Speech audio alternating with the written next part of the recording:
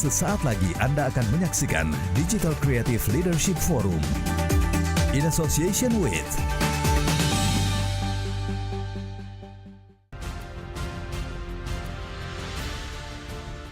Hadirin yang terhormat, bahagia rasanya hari ini kita bisa berkumpul dalam acara Digital Creative Leadership Forum. Boleh berikan tepuk tangan yang meriah Bapak Ibu hadirin.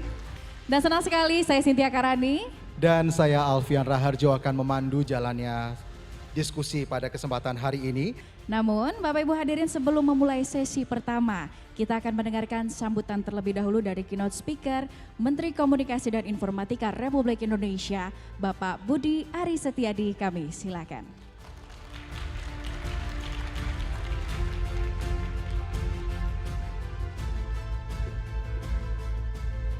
Assalamualaikum warahmatullahi wabarakatuh. Shalom, Om Swastiastu, Namo Buddhaya, salam kebajikan. Transformasi digital memang telah membuat sebuah lompatan di mana lingkungan bisnis berjalan lebih dinamis dengan kecepatan yang sangat tidak kita duga. Hal ini dibuktikan dengan tren transformasi digital global dari berbagai industri yang telah melakukan digitalisasi.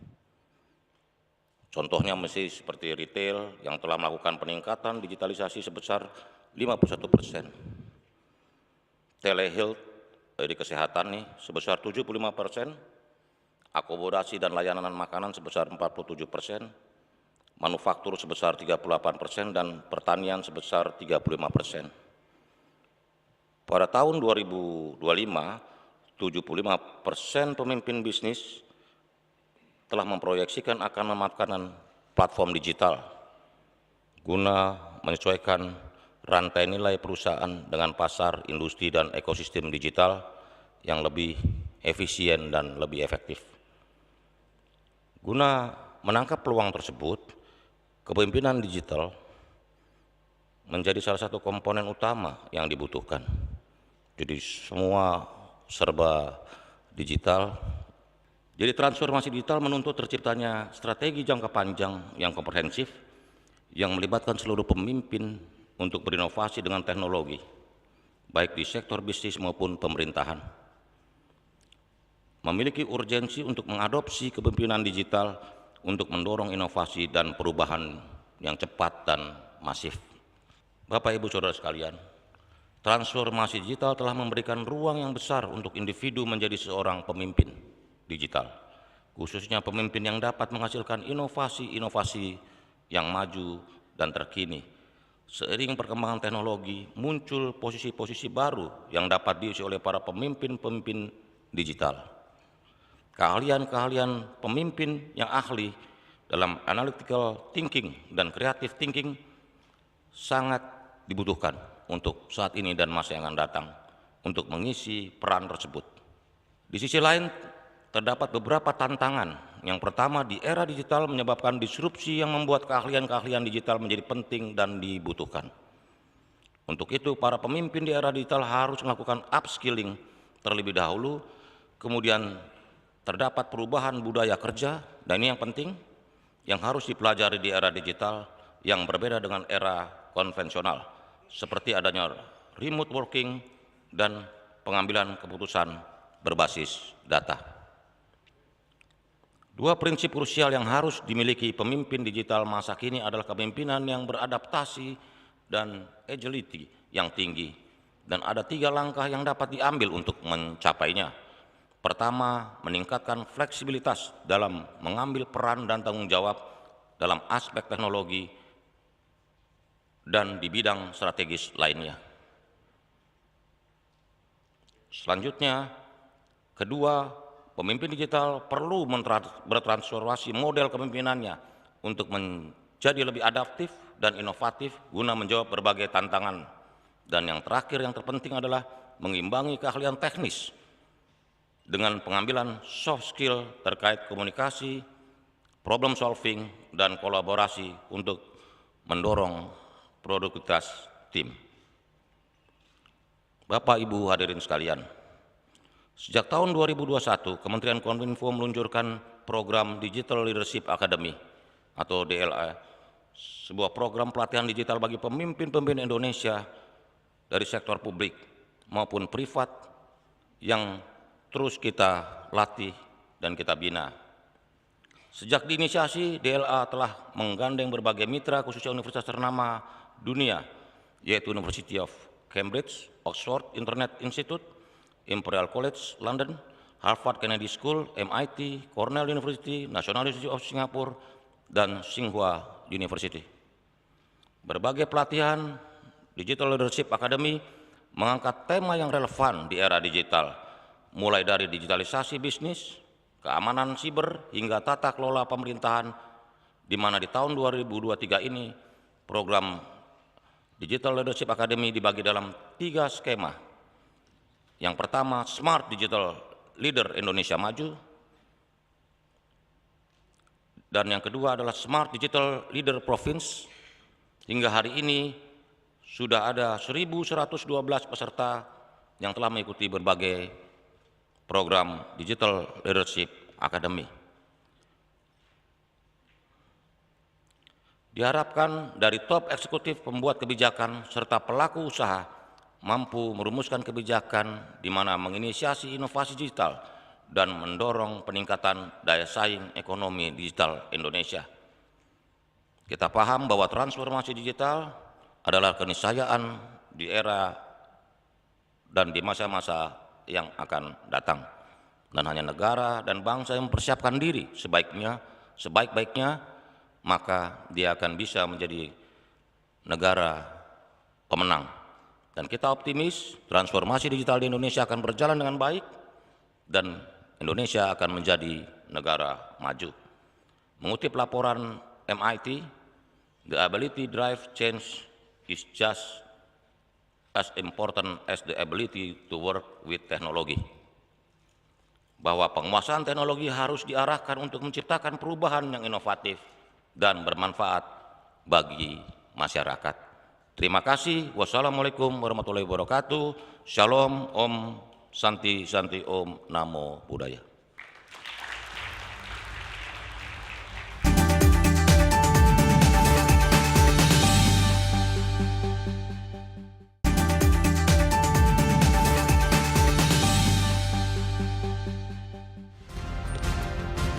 Kita juga akan mendengarkan keynote speech yang kedua yang akan disampaikan oleh Kepala Otorita IKN Bapak Bambang Susantono. Kepada Bapak Bambang dipersilahkan. Bismillahirrahmanirrahim. Assalamualaikum warahmatullahi wabarakatuh. Salam Om Swastiastu, Namo Buddhaya, Rahayu, salam kebajikan, salam sehat untuk kita semua. Izinkan saya untuk share apa yang terjadi di IKN Nusantara dan seberapa jauh sebetulnya yang sudah kita capai hingga hari ini untuk mengejar the first milestone ya. First milestone buat kita itu adalah 17 Agustus 2024 di mana Presiden Jokowi akan melaksanakan upacara di IKN Nusantara di depan Istana Presiden yang baru. Jadi saya garis bawahi jangan ditambah, jangan dikurangi, 17 Agustus 2024 itu upacara gitu ya. Baik Ibu sekalian, pindahnya ibu kota ini bukan merupakan kegiatan atau program yang berdiri sendiri, bukan. Pindahnya ibu kota adalah bagian dari visi Indonesia 2045, di mana kita nanti akan mentas atau graduate dari negara berpendapatan menengah menjadi negara berpendapatan tinggi. Dan karenanya dibutuhkan beberapa vehicles, ataupun cara, ataupun upaya, dan pindahnya ibu kota ini merupakan salah satu dari sekian upaya-upaya kita untuk menjadi bangsa yang besar, bangsa yang lebih sejahtera dan mandiri. Pemerintah bertekad untuk mendorong pertumbuhan ekonomi yang lebih inklusif dan seimbang di Indonesia sebagai prasyarat untuk menjadi negara berpenghasilan tinggi. Ada 3 kampanye global, yaitu yang pertama adalah tentang kekayaan alam dan biodiversity Indonesia. Ya, kita tahu banyak kritik kepada kita untuk kondisi dari hutan di Kalimantan. Ya, dulu kita sangat dikritik untuk melakukan deforestasi, tapi justru nanti saya akan perlihatkan bahwa di IKN Nusantara yang kita lakukan adalah reforestasi, jadi penanaman kembali. Ya. Jadi di sini kami bertekad untuk mengembalikan lagi kejayaan flora dan fauna Kalimantan dengan menerapkan apa yang kami sebut sebagai Nusantara Nature Positive Land. untuk memastikan terlindunginya habitat, flora dan fauna di kawasan IKN. Kampanye yang kedua adalah tentang SDG, Sustainable Development Goal. Ya. Kita tahu SDG banyak sekali, hampir semua negara itu off track untuk mencapai target-target SDG di 2030. Untuk itu maka kami di IKN Nusantara akan memiliki peta jalan tersendiri untuk SDG, yaitu yang disebut Voluntary Local Review. Jadi kalau di tingkat nasional itu namanya Voluntary National Review, itu di nasional.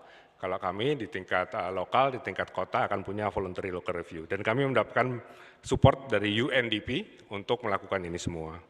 Kampanye yang ketiga adalah perubahan iklim, climate change, yang saya akan jelaskan lebih lanjut. Berbagai program IKN ditargetkan menjadi kota netral karbon pertama di Indonesia. Ya, kami ingin menjadi kota yang pertama netral karbon. Kalau Indonesia targetnya 2060, maka IKN Nusantara hopefully di tahun 2045 kita akan meraih netral karbon. Ya. Ibu bapak sekalian, kalau kita lihat di slide selanjutnya, inilah perpindahan ibu kota kita, unik di dunia. Karena biasanya pindah ibu kota di kasus-kasus yang lain, kami pelajari semua kasus perpindahan ibu kota, itu biasanya dalam hamparan tanah yang sama. Ya, jarang loncat seperti ini ke pulau lain. Jadi kalau kita lihat di sana, kita pindah ke Nusantara, di mana di Nusantara sendiri kita ada yang disebut perencanaan regional 3 kota, 3 cities, ya, yaitu Nusantara, Balikpapan, Samarinda. Sehingga kalau para investor itu tanya berapa sih sebetulnya penduduk tahun depan gitu ya, saya dengan gamblang bisa memberikan bahwa jangan cuma dilihat penduduk dari Nusantara, tapi lihatlah juga penduduk di Balikpapan sekitar 850.000 orang, dan jangan lupa Balikpapan ini oil and gas city, jadi income-nya itu income kelas menengah, dan juga satu lagi adalah di Samarinda. Ya. Nah, ibu bapak sekalian, luas dari IKN Nusantara itu 256.000 hektar. Kira-kira sebesar apa ya? 4 kali luas Jakarta, ibu bapak sekalian. 3 kali luas Paris, 3,5 kali luas Singapura, kira-kira begitu. Tetapi yang akan kita bangun hanya 25%. Dan itu pun kita bangun dengan pasti green gitu ya. Dengan benar-benar kaidah-kaidah lingkungan itu kita sangat pegang gitu ya dalam prinsip. Sisanya 75% itu terdiri dari 65% yang akan kita jadikan hutan kembali. Jadi kalau teman-teman lihat di lapangan sekarang, ya memang ada hutan di sana, tapi di area IKN Nusantara ini hutannya hutan produksi. Jadi tumbuhannya itu monokultur, eukaliptus kebanyakan, yang akan dipakai sebagai bahan pulp and paper. Nah ini yang nanti akan kita kembalikan menjadi hutan tropis, ya, dan itu ada peta jalannya yang kita bisa monitor, tahunan seperti apa, 5 tahunan seperti apa, 10 tahunan seperti apa. Ya.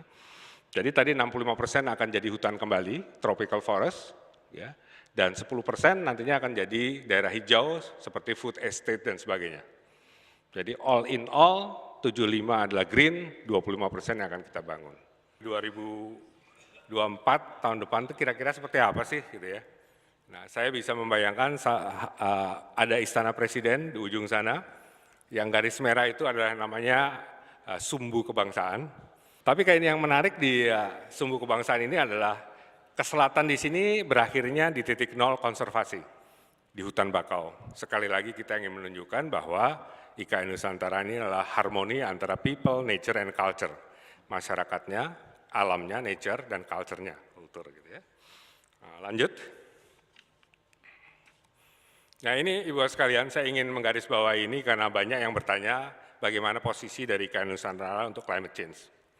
Ya, Nusantara akan menjadi kota pertama di Indonesia, saya garisbawahi, kota pertama di Indonesia yang memiliki map, roadmap dan blueprint untuk hal-hal yang berhubungan dengan climate change. Insya Allah bulan depan di Conference of Parties COP28 di Dubai, ini setiap tahun kan perubahan iklim akan ada pertemuan ya.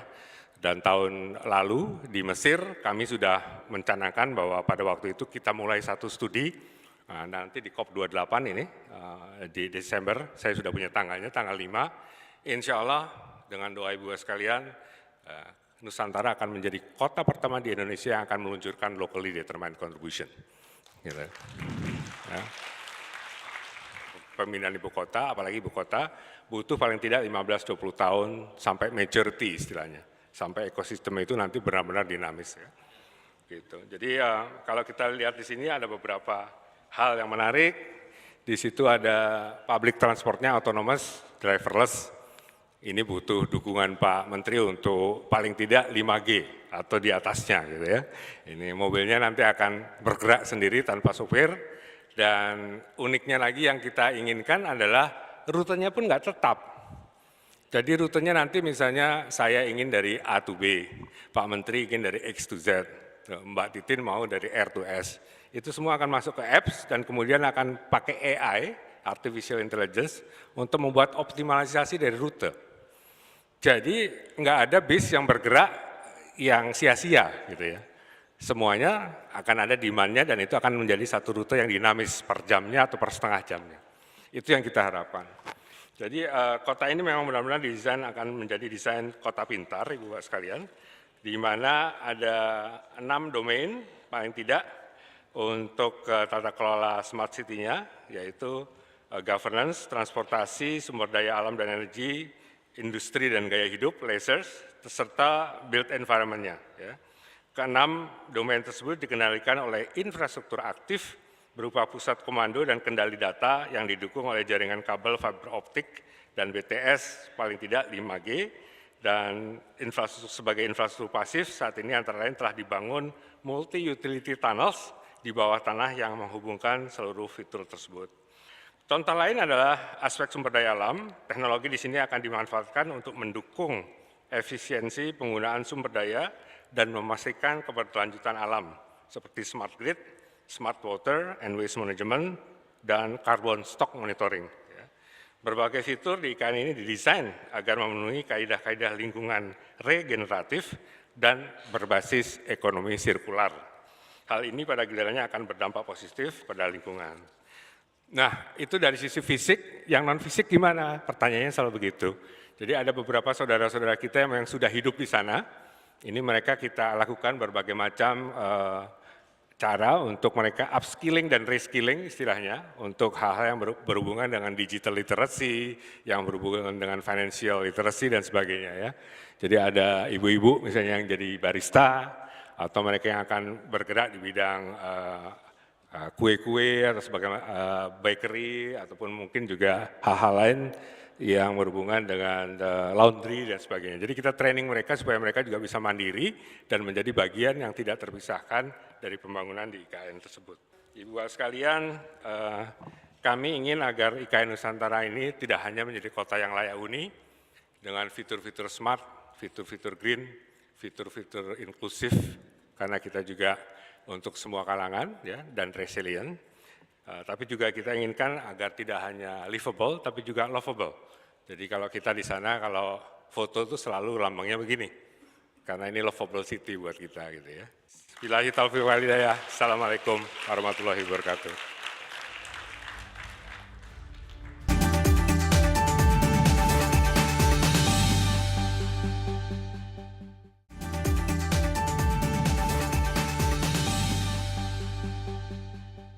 In association with Diskusi yang pertama kita kali ini akan dipandu oleh moderator kita, yaitu yang terhormat Bapak Profesor Hamam Riza. Selanjutnya untuk narasumber kita yang pertama dalam diskusi dari sesi yang pertama kita kali ini, yaitu Bapak Wahyu Ahadi Rauzi.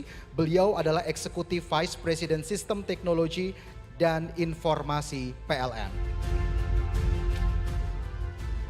Baik, pada sesi yang pertama ini juga akan hadir Bapak Moshe Panjaitan. Beliau merupakan founder dan CEO PT Miyota International Technology. Dan juga hadir bersama kita semua Ibu Fadila Matar, Direktur Utama Bakti Kominfo. Mungkin langsung saja saya persilahkan kepada Profesor Hamam untuk bisa memulai diskusi kita sambil menunggu dengan hadirnya Ibu Fadila. Silahkan Pak Hamam. Baik, terima kasih Alfian. Saya mungkin lebih dulu kepada ladies first ya, kepada Bu Indah gitu, Dirut Bakti Kominfo. Apa yang kita harapkan dari infrastruktur jaringan ini yang nanti akan menjadi penguat daripada proses transformasi digital di Indonesia? Untuk beneficiaries utama dari Bakti adalah desa-desa yang tertinggal, terluar, terdepan dan perbatasan, Prof. Hamam. Jadi bagaimana kita menginklusikan seluruh masyarakat di desa-desa dalam proses transformasi digital. Berapa sih tadi pertanyaannya, berapa sih desa yang atau berapa sih wilayah di Indonesia yang belum tercover dengan internet? Untuk saat ini yang dibangun oleh Bakti dan dimandatkan oleh pemerintah melalui Kementerian Kominfo adalah sekitar 9.000 desa. Yang sudah selesai mungkin sekitar 7.000 desa, akan on air nanti di bulan November tambahannya. Dan tersisa kalau kita melihat data-data yang saat ini ada Pak, hampir sama dengan data yang BPS ataupun Kementerian Desa, masih ada sekitar 2.500 desa di Indonesia yang betul-betul tidak ada teknologi selular. Nah, ini yang akan dibangun oleh Bakti. Jadi Bakti membangun teknologi seluler melalui 4G di desa-desa tersebut dan juga Bakti mengupayakan untuk mengkoneksikan seluruh lokasi layanan publik agar mereka terkoneksi dengan internet Pak. Dan itu tidak berbasis lagi dengan 3T. Tapi begitu ada layanan publik, sekolah, pusat-pusat ibadah, puskesmas yang belum terkoneksi dengan internet, itu kita akan solusikan dengan segera. Demikian Pak. Oh ya, jadi menarik apa yang disampaikan, bahwa itu sebenarnya pembangunan infrastruktur digital ya, ini kan tentu harus dibarengi juga Bu Indah, dengan upaya peningkatan dari kecakapan digital dari seluruh masyarakat. Tadi Pak Menteri menyampaikan mengenai Digital Leadership Academy yang berada di level kepemimpinan digital ya. Tapi bagaimana kita meraih masyarakat dari lapisan yang berbagai lapisan yang ada di desa gitu ya, sehingga dia akan bisa memanfaatkan ruang digital dari pengembangan infrastruktur yang dilakukan oleh Bakti Kominfo. Ya, makasih Prof. Memang salah satu hasil survei dari East Venture tahun 2022 ada 3 persoalan Pak yang terkait dengan penetrasi digital di Indonesia. Pertama yang tadi saya sampaikan, infrastruktur digital dan pemerataan serta kecepatan internet. Yang kedua itu keamanan data dan yang ketiga, tapi ini sebenarnya yang sangat penting adalah literasi digital. Nah rekan-rekan seperti Pak Wahyu dan Pak Mose juga akan sangat membantu pemerintah dalam pengentasan itu Pak. Jadi di Bakti sendiri ketika infrastruktur sudah terbangun kami ada direktorat khusus yang menangani proses bagaimana kapabilitas digital ini juga ditingkatkan. Karena Bapak bayangkan tiba-tiba ada internet, kemudian mereka adalah pengguna pertama, mereka tidak tahu ini kegunaannya seperti apa. Mayoritas akan menggunakannya itu hanya untuk hiburan, tidak untuk hal-hal yang produktif. Jadi entitas lain di luar pemerintah seperti Pak Wahyu dan juga Pak Mose akan sangat membantu kami Pak, terutama di daerah-daerah 3T. Oke. Baik, terima kasih Bu Indah. Saya beralih ke Pak Wahyu jadinya sekarang ini tadi. PLN ini kan adalah satu BUMN yang terus juga saya perhatikan melakukan proses transformasi digital yang cukup masif menurut saya gitu. Terutama karena layanannya ini kan memang menjadi kebutuhan dari seluruh masyarakat Indonesia gitu ya. Dan tentu saja IT dan OT ya, kalau misalnya kita bicara tentang information technology dan operational technology yang ada di PLN pasti mengalami sebuah sinergi yang luar biasa gitu. Nah bagaimana Pak Wahyu harapannya dengan transformasi digital itu juga sekaligus menjadi pengungkit daripada transformasi bisnisnya PLN.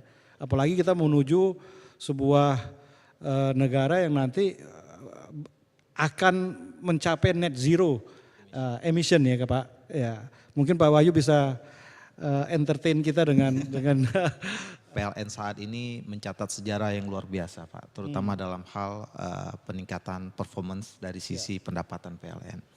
Dan ini sebenarnya tidak lepas dari keberhasilan kami dalam melakukan transformasi digital.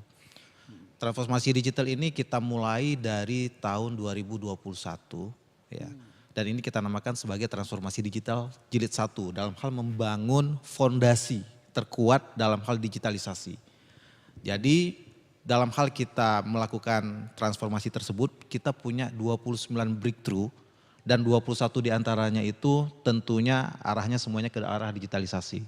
Makanya kalau kita berbicara tentang Indonesia Digital Roadmap, PLN itu sudah sinergi dengan 4 sektor yang ada di dalam Indonesia Digital Roadmap itu. Ada infrastruktur digital, ada masyarakat digital, kemudian ada terkait dengan ekonomi digital. Nah, kita sudah melakukan fully digitalisasi dari seluruh proses bisnis kita. Mulai dari pembangkitan, transmisi, distribusi sampai dengan ke retail. Dan itu tentunya memberikan efek efisiensi dan juga revenue ke kita. Nah, menarik, transformasi digital jilid 1 ini kami tutup Pak di tahun 2023 ini, dan kami sekarang tidak lagi arahnya ke breakthrough tapi sekarang ke moonshot. Jadi moonshot dengan menjawab 3 tantangan tadi Pak. Tadi kan Bapak nanya tantangan tadi. Nah, kita ada 3 tantangan. Yang pertama tantangan bagaimana sustainability kita terhadap business growth kita. Kemudian bagaimana kami menghadapi digitalisasi, dan yang terakhir itu tentang net zero emission. Nah, moonshot inilah yang akan menjadi lepas landasnya PLN untuk menjawab tantangan tersebut. Demikian Pak. Ya, jadi saya baca itu Pak Wahyu ya, PLN itu melakukan 13 jenis dari transformasi digital. Ini baru nih saya ketahui nih, end to end. Jadi mulai dari procurement-nya, pengadaannya, sistem keuangan, dari sisi pembangkitan, power generation ya, kemudian distribusi, sampai kepada pelayanan pelanggan yang katanya menggunakan aplikasi. Mungkin ada AI-nya juga di situ ya Pak? Pasti ada. Nah, kira-kira Pak Wahyu melihatnya itu tantangan apa yang paling serius gitu dalam kita melakukan transformasi digital? Karena saya yakin semua lini bisnis ya pasti memiliki tantangan-tantangan itu.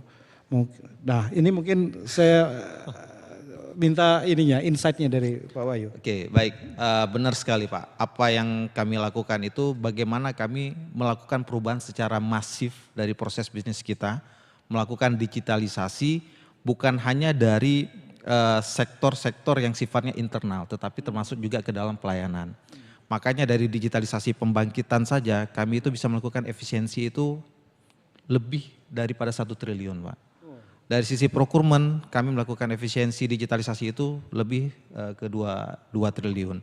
Kemudian dari sisi pelayanan pelanggan dengan adanya PLN Mobile, di sini semua kegiatan terkait dengan kelistrikan cukup di aplikasi tersebut. Dulu PLN Mobile ini Pak, ya masih ingat sekali ini kalau Pak CEO kami sampaikan bahwa 2021 ke bawah itu PLN Mobile itu hanya dibangun sebagai bagian daripada bagaimana PLN punya aplikasi app PLN Mobile. Ratingnya hanya 2,5 dan yang menginstall itu ada 500.000 gitu. Ternyata 90%-nya itu uninstall Pak, jadi 400-an ribunya uninstall. Nah, kemudian ini dirubah, dibuat suatu perbaikan, semua sistem dibuat fully integrated dan fully digital, sehingga ada yang namanya New PLN Mobile yang saat ini alhamdulillah Pak sudah di-download 40 juta downloader. Dan saat ini juga secara rating juga kalau kita di Play Store itu di posisi 4,8. Artinya tingkat kepuasan pelanggan juga cukup bagus di dalam aplikasi tersebut. Nah, terkait yang pertanyaan Bapak tadi, tantangan apa yang paling besar? Karena masifnya dalam hal kami melakukan proses digitalisasi ini, human capital itu menjadi tantangan utama Pak. Tapi itu bukan menjadi sebagai stopper, tapi ini merupakan bagaimana challenge bagi PLN membangun kapabilitas daripada human capital ini untuk digitalisasi. Makanya kami di forum-forum 4DG, kemudian Leaders Talk, ada transformation journey, webinar itu semuanya kami jalanin agar meningkatkan kapabilitas daripada human capital. Mungkin itu Pak.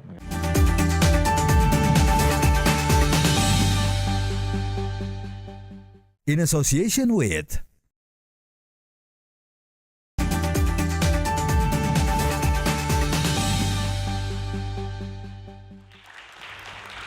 Saya kemudian ke Mas Mose ini, CEO dari Miyota International Technology. Miyota ini bergeraknya di bidang IoT ya, benar ya Mas? gitu. Jadi kalau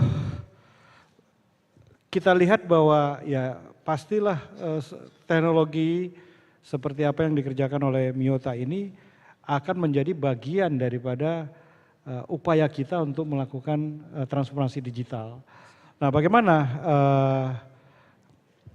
tanggapan dari Mas Mose itu kalau misalnya dengan mengembangkan konsep pengembangan baik itu smart infrastructure maupun smart energy ya kalau misalnya dari sisi ini, serta dari smart yang lainnya gitu ya, kita tentunya memerlukan apa yang dikembangkan oleh Mas Mose di sini. Dan kalau dalam konteks smart city seperti yang disampaikan tadi oleh Pak Bambang Susantono, ini tentunya kita ingin kita juga hadir ya di dalam menjadi solusi teknologi bagi IKN. Bagaimana tanggapan dari Mas Mose ini terkait? Jadi tadi sangat benar gitu. Peran IoT ini sebenarnya sangat besar dalam pengembangan digital transformasi, especially ke arah smart city yang tadi Pak Bambang sampaikan. Kenapa? Karena IoT ini Internet of Things, things yang disambungkan ke internet. Artinya hal di dunia nyata ini kita perlu bisa nge-track dan kita mendatakan, dan hal-hal inilah yang bisa kita utilisasikan untuk develop ke arah smart city. Jadi solusi-solusi yang kita provide itu memang itu adalah bagian-bagian dari smart city yang pastinya ada smart energy, ada smart infrastruktur, connectivity, smart agriculture, smart health, smart education, semuanya itu ada kebutuhan dari IoT. Kebetulan kalau dari Miyota kami itu memprovide solusinya juga end to end, sama seperti PLN, harus end to end. Kenapa? Kalau tidak end to end itu pasti akan ada missing link yang mungkin tidak akan nyambung gitu. Kalau kita ngomongin connectivity, kita itu menggencarkan 6 pillars di Miyota. 6 pillars itu berasal dari device management atau hardware, lalu infrastruktur, connectivity, lalu data management, analytics, security, sampai ke application-nya. Jadi dari solusi yang kita provide adalah end-to-end dan dari pengimplementasiannya juga end-to-end. Karena kita memberikan konsultasi atas masalah-masalah yang dialami klien kita, lalu kita mendesain solusinya, lalu kita mengimplementasikannya. Kurang lebih seperti itu Pak. Nah saya ketahui bahwa tidak bisa AI itu bekerja sendiri, jadi sekarang ada istilahnya AIoT gitu ya, AI dan IoT. Tapi malah sebenarnya hampir semua teknologi ya, kita bisa menyebutnya teknologi A, B, C, D sampai Z gitu. Itu sebenarnya ada AI, blockchain, cloud, IoT, data analytics. Ini semua merupakan blending daripada kemajuan revolusi industri 4.0. Ya. Nah bagaimana Miyota itu mengadopsi ataupun beradaptasi dengan seluruh teknologi itu yang selain memang tentu saja core-nya pada IoT. Seperti apa Mas Mose? Ya, benar sekali. Jadi sekarang itu bukan hanya AI doang gitu ya. Sekarang udah AIoT dan juga pasti teman-teman juga udah dengar yang namanya ChatGPT gitu ya. AI itu udah sangat berkembang. Sebenarnya yang menjadi challenge adalah bagaimana kita bisa mengutilisasikan tools-tools yang available dan memahaminya untuk bisa nge-solving masalah-masalah yang kita miliki gitu. Katakanlah kalau kita mau ke arah smart city, kita harus bisa melihat dari kondisi-kondisi city kita sekarang yang belum terlalu smart, sebenarnya apa aja yang kita butuhkan supaya solusi-solusi yang kita berikan itu bisa mengutilisasikan tools dengan akurat, dengan efisien gitu. Jadi pastinya di Miyota makanya seperti yang saya sampaikan, kita melakukan konsultasi dulu seperti kayak dokter kan diagnosa gitu ya. Sebenarnya apa sih masalahnya, apa yang bisa tools yang kita bisa pakai untuk mengobati itu, kita desain baru kita implementasikan. Dan Pak Wahyu juga tahu ya, implementasi itu tidak mudah. Implementasi itu sangatlah challenge-nya tersendiri, jadi saya terima kasih. Pasti banyak challenge di dalam kita membangun sebuah konsep hingga kepada saatnya kita melakukan hilirisasinya pada saat kita harus mengimplementasikannya di lapangan, ya kan? Seperti itu. Dan itu memang sebuah proses inovasi. Kalau dulu saya selalu mengatakan bahwa dalam proses inovasi ini kita akan menghadapi lembah kematian inovasi. Oleh karenanya kita harus membuat jembatannya begitu ya. Nah ini menarik, saya kembali kepada Bu Indah nih ya. Kita ketahui tadi ya bahwa dalam rangka kita mensukseskan Indonesia Digital Roadmap. Ini kan ujungnya itu adalah bahwa kita ingin mencapai pertumbuhan ekonomi digital kita itu ya menuju visi 2030 sampai 2045. Kebetulan saya di Kementerian Koordinator Ekonomi bersama-sama dengan tim Strategi Nasional Ekonomi Digital itu melihat proyeksi dari ekonomi digital Indonesia itu mencapai hampir 366 billion dollar di 2030 Bu. Ya. Nah bagaimana kita bisa mengejar itu ya karena salah satu pilar dari ekonomi digital itu adalah infrastruktur. Nah apakah di 2030 persoalan-persoalan kita yang saat ini seluruh penduduk di daerah-daerah yang tadi Ibu sebutkan T3 ya tertinggal, terdepan dan terluar itu akan dapat terkoneksi secara digital dan apa saja yang menjadi program Ibu untuk menghadapi tantangan dan persoalan yang dihadapi dalam kita membangun infrastruktur digital itu Bu. Baik, terima kasih Prof. Sebuah studi dari Etikerni disampaikan bahwa untuk daerah-daerah non-metropolitan di mana Bakti membangun di daerah seperti itu ya Prof ya. Pertumbuhan ekonomi itu bisa meningkat atau ekonomi digital bisa meningkat sampai 5 kali lebih tinggi. Kalau tadi angka yang Prof sampaikan itu berarti 2 kali di atas itu. Karena memang untuk wilayah-wilayah desa itu kan mereka belum terpapar teknologi sehingga maturitasnya masih bisa kita boost. Itu satu. Lalu pertanyaan tadi apakah akan ikut dalam proses transformasi digital? Transformasi digital ini menyangkut 4 hal. Pertama adalah ekonomi digital, infrastruktur digital, pemerintahan digital, dan terakhir adalah masyarakat digital. Begitu kita bicara masyarakat digital, mau tidak boleh ada yang tertinggal. Keyakinan pemerintah bahwa ketidaktertinggalan ini harus kita dahulukan, ini yang membuat Bakti membangun end to end. Tadi meminjam istilah dari Pak Wahyu dan Mas Mose, end to end. Kami punya backbone Palaparing, kemudian untuk mempercepat daerah-daerah yang dibangun oleh Bakti pulau-pulau yang tidak mungkin disentuh oleh fiber optik dengan terestrialisasi, kami mempunyai kapasitas middle mile, Satria, sekarang sudah meluncur, Satria 1 sudah ada di orbitnya di atas Papua. Kemudian untuk last mile kami menyediakan teknologi seluler 4G dan juga untuk wilayah-wilayah yang tadi layanan akses publik. Seperti puskesmas, sekolah, pusat-pusat ibadah, pelabuhan, banyak sekitar 14.500 lokasi Prof. Nah jadi proses transformasi digital ini itu adalah salah satu konsepnya adalah bagaimana kita memeratakan digitalisasi ke seluruh wilayah Indonesia. Karena kita memahami betul bila kita melaksanakan ini bersamaan Prof, baik di urban maupun di desa, kita mengharapkan pertumbuhan ekonomi Indonesia itu tetap di minimal angka 6%. Kalau kita mau menuju Indonesia Emas kan harus seperti itu ya. Menuju Indonesia Emas kita tidak boleh kurang dari 6%. Dan kami sudah menganalisa tahun 2020 dengan BCG bahwa transformasi digital yang dilakukan bersamaan itu akan memberikan pengaruh sebanyak 1% pada pertumbuhan ekonomi CAGR. Jadi tapi harus bersamaan, tidak boleh hanya mengutamakan atau melakukan prioritasi di kota gitu. Begitu Prof, terima kasih. Ya mungkin karena saya dari Korika, saya ingin juga nanti Ibu di Bakti akan menggunakan AI juga Ibu ya?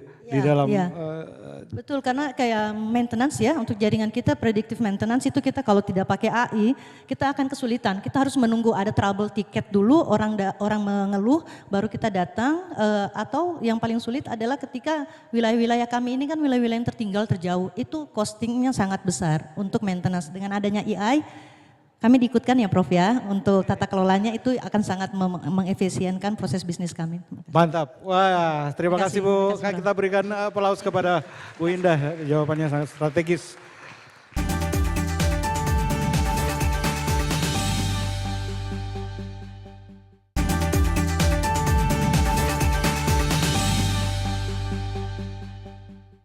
saya sudah mengikuti katanya ada aplikasi yang tadi ya disebutkan dengan PLN Mobile itu. Ini bisa Pak Wahyu share ke kita itu berapa besar dampaknya ya buat efisiensi dari sisi perusahaan. Karena saya memang melihat ya semua upaya kita dalam digital transformation itu berujung kepada effectiveness, efisiensi, quality of service-nya kita gitu ya, peningkatan juga transparansi dan akuntabilitas dari perusahaan itu juga akan meningkat dengan digital transformation. Bagaimana Mas? Baik, makasih Pak. Jadi PLN Mobile itu sendiri sekarang merupakan transformasi digital yang kami buat dalam hal pelayanan. Di situ kalau dilihat seluruh fitur elektrik itu ada di situ, mulai dari pasang baru, kemudian tambah daya, pasang sementara, sampai ke ekosistem electric vehicle pun kita masukkan ke dalam situ. Nah, selain itu ada yang menarik di sini Pak. Dulu kita mengenal yang namanya pengaduan itu via telepon, ya gitu. Namun sekarang kami merubah behavior itu, seluruh pengaduan itu bisa di tracking, bisa dicek secara real time dengan menggunakan PLN Mobile.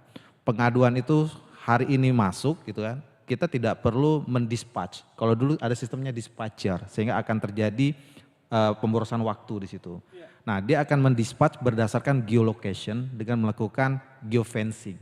Siapa yang terdekat dengan pelapor, maka petugas kami akan langsung menuju ke sana. Jadi tidak ada tangan manusia di situ. Jadi ujung-ujungnya AI itu menggantikan juga Pak, tetapi tidak secara utuh gitu Pak. Nah, jadi itu yang membuat salah satu efisiensi di sisi kita dalam hal pengaduan. Dan itu tentunya dari sisi pelayanan pelanggan akan menghemat banyak waktu dalam hal melakukan recovery dan respon time. Ya, jadi berarti tadi PLN Mobile, kemudian juga ada anak perusahaan dari PLN itu Icon Plus.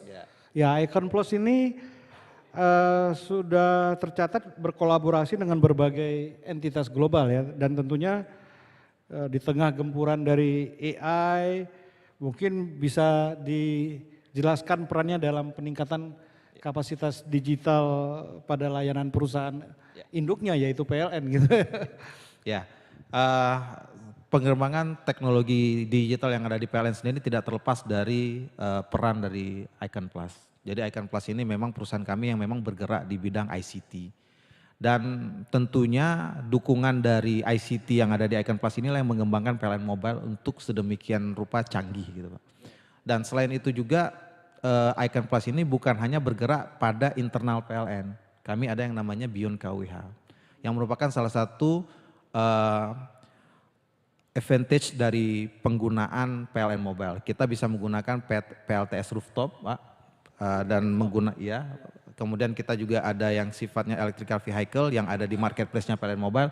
Itu semuanya under dari Beyond KWH-nya PLN Icon Plus. Jadi gerak bisnisnya itu bukan hanya internal untuk PLN tapi juga keluar dalam hal membangun digitalisasi ke ekosistem masyarakat Indonesia. Jadi berarti ekosistem digitalnya PLN ini juga benar-benar sudah terbentuk karena end to end tadi, kembali lagi kita bicara semua ini dari end to end. Karena kalau kita hanya tersegmentasi gitu ya, tidak tuntas nanti dan akan sulit kita menemukan roadmap yang tepat bagi semua bisnis di dalam transformasi digital itu. Nah, karenanya saya mesti beralih ke Mose ini. Bagaimana itu? Kalau kita sebagai sebuah perusahaan yang bergerak di bidang solusi teknologi 4.0 ya, bukan sekedar kita memberikan layanan ataupun produk ya, pengembangan produk, tetapi juga misalnya seperti IoT, dia akan berperan besar pada transformasi digital ini, dan karenanya dia haruslah dapat dipahami dan dimengerti oleh masyarakat. Nah, bagaimana peran dari Miyota sendiri di dalam upaya mensyaratkan pemanfaatan dari IoT ataupun solusi-solusi yang dihasilkan oleh Mas Mose ini. Ya, tadi benar sekali Bu Indah juga sampaikan ya, literasi digital itu adalah sangat penting ya. Makanya kami di Myota juga percaya bahwa akademi atau education itu menjadi salah satu sangat penting untuk mendorong literasi digital tersebut. Tapi kami juga percaya bahwa banyak hal yang kami lakukan itu sebenarnya bukan hanya pull produk, tetapi push. Maksudnya apa? Bedanya itu adalah bayangin di mana dulu kita hidup di dunia sebelum smartphone ya. Sebelum di dunia smartphone, kita sebagai masyarakat tidak tahu kita membutuhi hal-hal yang bisa dilakukan smartphone itu. Lalu pas Steve Jobs keluar dengan iPhone, dia mempush idenya dia, ternyata itu menjadi sangat penting dan menjadi bagian dari hidup kita sehari-hari. Disruptif itu. Iya, saya yakin di sini semua Bapak Ibu lebih mementingkan bawa HP dibandingkan bawa dompet mungkin ya. Karena dompetnya juga ada di HP sekarang ya. Nah, jadi untuk kita mengarah ke digital literacy, kita juga harus melakukan push di mana key players yang ada di transformasi digital ini seperti institusi akademi, lalu infrastruktur, lalu dari utilities, itu semuanya tuh bisa bekerja sama untuk bisa nge-push digital literasi ke depannya gitu. Dan jadi kita juga sebagai players di teknologi company, kita juga harus bisa berkolaborasi, semuanya harus berkolaborasi supaya bisa nge-push idea-idea ini dan memberikan benefit-benefit supaya dipahami dan bisa langsung dinikmati oleh masyarakat. Ya, jadi memang masyarakat itu harus diberikan akses seluas-luasnya kepada perkembangan teknologi ini. Dan ini memang sebuah upaya ya di dalam apa yang kita sebut sebagai era revolusi industri. Di mana era revolusi industri 4.0 itu saya mengartikan sebagai cyber physical world. Ya kan, dunia cyber dan dunia nyata. Nah, itu dia bergabung menjadi satu. Kita tidak mungkin hanya di dunia nyata saja karena seluruh kebutuhan kita itu sudah ada melalui aplikasi. Jadi kan sering kita sebutkan sesuai aplikasi ya Mas, gitu ya. Gitu ya. Nah, karenanya saya mau bertanya kepada para hadirin di sini, Bapak Ibu yang hadir, para peserta, saya buka kesempatan untuk menyampaikan pertanyaannya kepada para narasumber kita di sini di sesi pertama ini. Assalamualaikum warahmatullahi wabarakatuh. Pertanyaannya dari saya itu, ke depannya bagaimana untuk Kominfo sendiri dalam melaksanakan perubahan digital dari 4G ke 5G. Mungkin itu saja yang dapat saya sampaikan. Terima kasih. Wassalamualaikum warahmatullahi wabarakatuh. Waalaikumsalam warahmatullahi wabarakatuh. Silakan Bu Indah langsung. Ya, Mas Syarif yang mewakili generasi milenial. Ya. Terima kasih pertanyaannya. Bagaimana? Kami pernah menghadapi dilema ini Pak, tahun 2020. Waktu itu kami masih dual mode BTS-nya 2G dan 4G. Kemudian kami berdiskusi internal pemerintahan, kita meyakini bahwa untuk digital ekonomi tidak harus internet. Fondasinya adalah internet. Makanya pada saat itu di tahun 2020 kita memutuskan untuk pembangunan yang dilakukan pemerintah melalui Bakti sudah tidak mengikutkan lagi teknologi 2G, seluler 2G. Juga kita tidak lompat ke 3G tapi kita langsung ke 4G agar user experience dari pengguna internet di desa-desa juga bisa sama dengan yang di Jabodetabek, walaupun memang itu tidak bisa langsung Mas Syarif. Kenapa? Karena tadi daerah-daerah 3T itu dilayaninya itu maksimal sampai saat ini adalah 10 Mbps dan itu belum merata. Kenapa? Karena teknologi yang kami gunakan adalah teknologi satelit yang tentu tidak bisa kita bandingkan dengan teknologi fiber optik yang kita nikmati di Jakarta. Terima kasih. Ya, saya kira itu tepat. Kita berikan aplaus kepada Bu Indah dan juga tadi penanyanya. Beberapa poin yang ingin saya sampaikan bahwa transformasi digital itu tidak hanya terkait dengan teknologi informasi dan komunikasi, tidak ada sektor kehidupan yang luput ya daripada transformasi digital ini.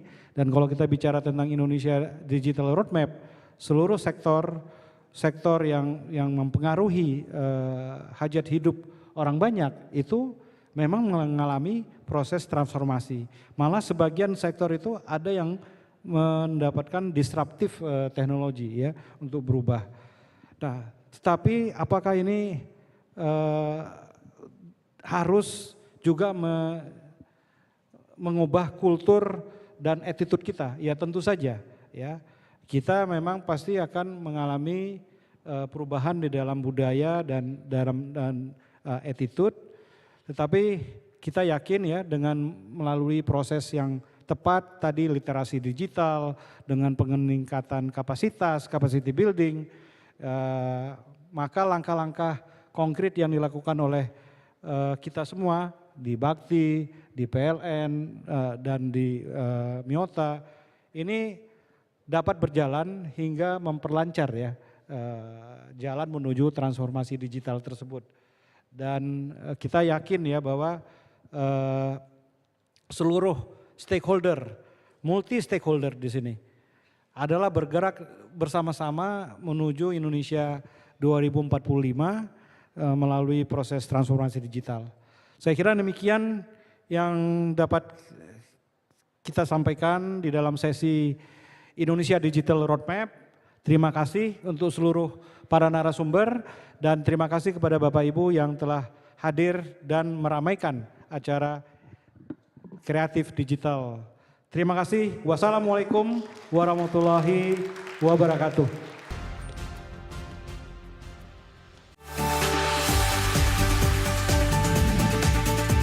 Terima kasih, Anda baru saja menyaksikan Digital Creative Leadership Forum in association with